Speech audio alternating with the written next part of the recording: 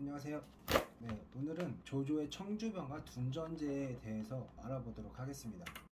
조금 더 나눠서 설명을 해보자면 1900년에서 200년까지 10년간 유일한 영웅이라고 이중택 교수가 주장을 했습니다. 그래서 그 주장에 따라 유일한 영웅이었던 조조에 대해서 살펴보고, 청주병의 탄생과 둔전제에 대해서, 조조가 그 당시에 남들과는 달랐던 것에 대해서 살펴보도록 하겠습니다.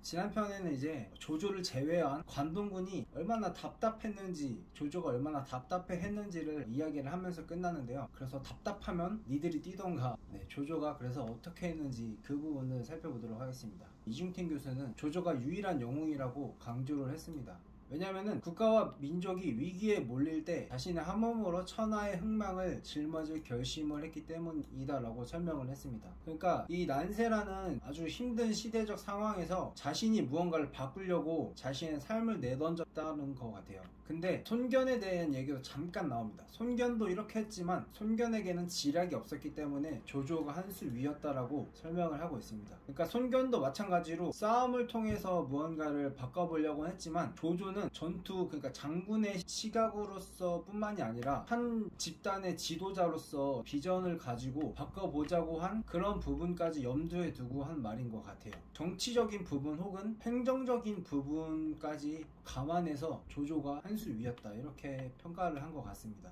지난 편에 살펴봤듯이 관동군은 움직이지도 않고 그냥 답답하게 있었잖아요. 조조는 뭐가 달랐는지 보자면은 판건적인 반란을 일으켜가지고 연주 지방으로 공격을 오게 됩니다. 근데 이때 포신이 미리 조언을 해줬다고요. 대비를 하라고 유대한테. 근데 유대는 포신의 말을 듣지 않았다고 합니다. 그래서 결국은 판건적의 100만이 공격을 해서 유대가 날아가게 됩니다. 그래서 연주 지역이 비어있잖아요. 이 자리를 이제 진궁이 조조에게 건의를 합니다. 지금 연주는 주인이었고 조정에서도 임명할 방법이 없으니까 태수께서 미리 가서 임시로 대행함으로써 거기를 미천 삼아서 천하를 거둔 다음 패왕의 업을 이루는 것입니다. 조조에게 설득을 하는 거죠. 그러면서 동시에 연주에 있는 그 관리들에게도 조조를 리더로 받아들이면은 백성들이 편안해질 것이다 라고 설득을 합니다. 이렇게 양쪽으로 이렇게 설득을 해서 결국은 조조가 이쪽으로 들어와서 연주목의 대리가 돼서 중요한 근거지를 획득하게 됩니다. 성장의 큰 발판이 되는 거죠. 근데 판건적은 남았잖아요. 그 당시에 이제 대치를 했다고 합니다. 판건적은 총 그냥 다 합쳐서 100만이었다고 해요. 물론 중국식 숫자이기 때문에 굉장히 뻥튀기가 돼 있을 수도 있지만 어쨌든 그 중에 전사만 30만이었다고 합니다. 이에 비해서 조조는 굉장히 열악했다고 해요. 수천 명밖에 없었고, 그 중에서도 전투 경험이 큰 병사들보다는 전투를 해본 적이 없는 신병의 비중이 굉장히 컸다고 해요. 그래서 조조는 아군과 적군에게 다양한 방법을 시도를 합니다. 일단 아군에게는 직접 갑옷을 입고 이렇게 뛰어들면서 사기를 진작시키는 거죠. 잘하면은 이렇게 되고 못하면은 이렇게 될 것이다, 이런 식으로 사기를 진작시킴과 동시에 판건적에게도 살기를 제시를 합니다. 니네 하고 싶어서 한 거 아니잖아, 그지? 투항을 하면은 먹고 살 방법을 내가 제시를 해줄게, 이런 식으로 설득을 함과 동시에 기습을 해버립니다. 이게 말로는 되게 쉬운데 이게 먹혀들었나봐요. 그래서 결국은 판건적은 조조에게 투항을 했다고 합니다. 여기까지는 뭐 그런저런 누구나 다 할 수 있는 것 같은 일인데, 지금부터 이제 조조의 능력의 진가가 보이기 시작합니다. 판건적이라는 집단은 되게 독특한 집단이었다고 해요. 물론 싸우는 사람도 있고 농민들도 있었는데, 불만이 가득한 농민들도 많다 보니까 소도 많이 있었고 농기구도 많이 얻었다고 합니다. 판건적의 문제를 해결하니까 조조가 얻게 된 게 이렇게 되는 거죠. 군사와 농민, 농기구, 그 중에 이제 전사들 중에 전투력을 있는 자들 따로 뽑아가지고 청주병이라고 부르게 됩니다.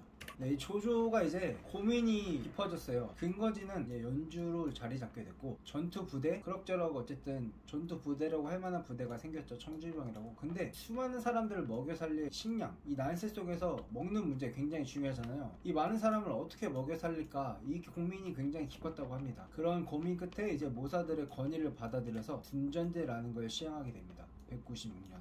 이거는 약간 교과서적인 그런 느낌이긴 해요. 개념 설명이고, 어쨌든 그래도 살펴보자면 전쟁이 매해 끊임없이 일어나니까 주인 없는 토지가 굉장히 많았던 상황이었다고 해요. 그래서 그 주인 없는 토지를 조조의 지방군이 전부 몰수를 해가지고 일단은 나눠줬다고 합니다. 조조의 군사들에게, 그리고 투항한 황건적들에게. 그래서 농사를 짓게 했다고 해요. 그거를 군둔이라고 불렀다고 합니다. 그리고 또 다른 한편으로는 농민들에게도 토지를 나눠줘서 농민들이 농사를 짓게 했다고 합니다. 이거를 민둔이라고 불렀다고 합니다.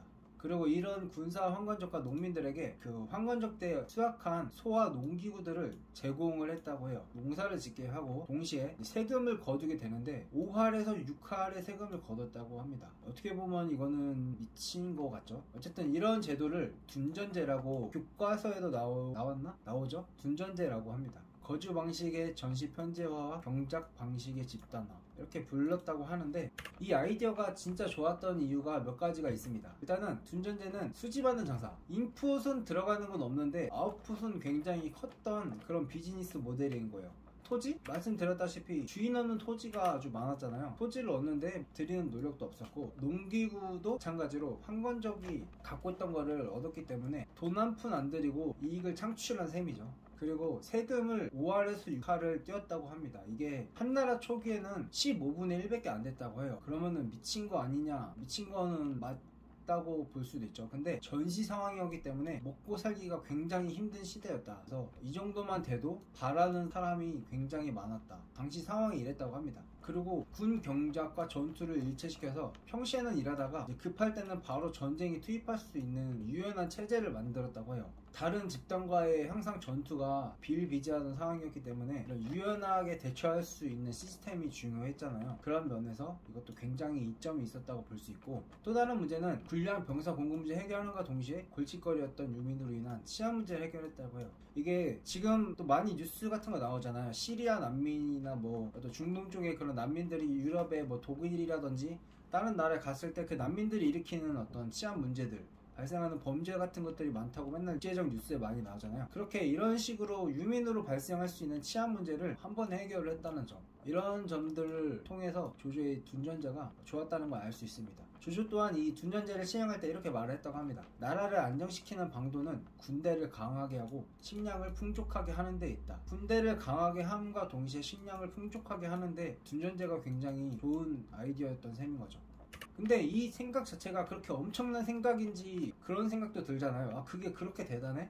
근데 이제 그 당시에 다른 인물들은 그러면 어떻게 대처를 하고 어떤 방안을 마련을 하고 있었는지 상대적으로 비교를 해보면 알 수 있을 거 아니에요. 그 당시에 조조를 제외한 다른 인물들을 이제 비교를 해보면은 차이가 굉장히 크게 났다고 합니다. 위서에 따르면은 여러 군대가 일제히 봉기했지만 1년간의 식량 계획조차 가지고 있지 않았다. 굶주리면 약탈을 자행하고 배가 부르면 남은 것들을 벌었다. 결국 와해되고 유랑하여 싸운 적이 없는데도 스스로 패하는 자들이 수를 셀 수 없을 정도였다.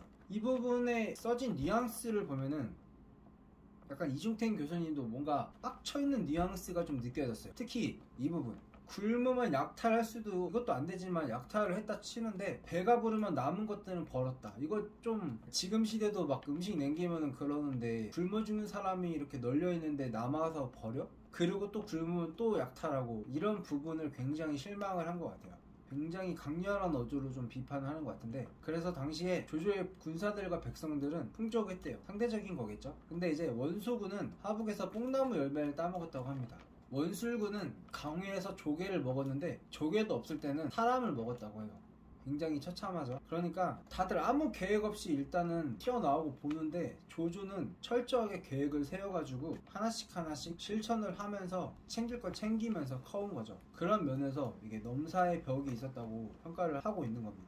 식량이 떨어지면 전투력을 상실하게 되고 결국 지릴 멸렬, 사분 오열되어 스스로 패배함. 조조를 제외하고는 장구한 계획을 가진 부대가 없었다. 그러니까 다른 부대들은 다 그냥 오늘 내일 하는 거죠. 오늘 벌면 오늘 쓰고 뭐 그런 식으로. 하지만 조조는 달랐다. 이제 전체 중국 그 당시 상황을 다 살펴보면은 크게는 이렇게 두 개로 나눌 수 있었겠죠. 근데 조조까지 해서 보면은 세 가지로 나눌 수 있는데, 서북군의 뭐 동탁은 그냥 잔악한 짓거리 하면서 나라를 그냥 파국으로 몰고 갔고, 그에 대항하게 다고 일어선 관동군조차도 뭐 진보 발전 이런 건 없었고 본전 유지나 하면서 자기들끼리 그냥 서로 죽였다고 합니다. 유대는 교묘를 죽였고 결국 유대 자신도 황건적에게 날아가게 되죠. 그리고 원소는 한복을 죽이고 그 땅을 차지하게 되고, 이렇게 자기들끼리 싸우고 그냥 뭐 난리 부르스 하는 동안에 조조만큼은 착실하게 청년 장수에서 정치 고수로 꾸준히 발전을 해서 성장을 하고 있었다. 이렇게 평가를 하고 있습니다. 그래서 이중택 교수가 이런 점을 들어서 1900년에서 200년까지는 적어도 조조 혼자만이 영웅이었다, 이렇게